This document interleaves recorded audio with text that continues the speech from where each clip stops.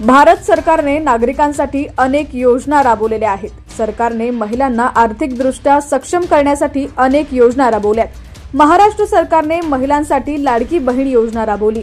या योजनेअंतर्गत महिलांना 1500 रुपये दिले जात होते. विधानसभेच्या निवडणुकीनंतर महायुती सरकारने महिलांना 2100 रुपये देण्याचं आश्वासन दिलं होतं.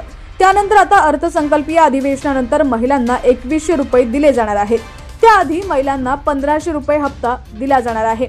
महाराष्ट्र सरकारच्या मुख्यमंत्री माझी लाडकी बहीण योजनेअंतर्गत 1500 रुपये दिले जातात. सरकारकडून डीबीटी डायरेक्ट बेनिफिट ट्रान्सफरद्वारे पैसे पाठवले जातात. आतापर्यंत महिलांना 5 हप्ते देण्यात आलेले आहेत. त्यानंतर आता पुढचा हप्ता कधी येणार याकडे महिलांचं लक्ष लागलेलं आहे.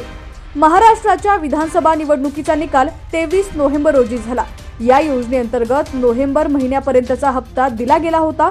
त्यानंतर आता डिसेंबर महिन्याचा हप्ता देण्यात येणार आहे. त्यामुळे महिलांना डिसेंबर महिन्यातच महिलांच्या खात्यात पैसे जमा होऊ शकतात.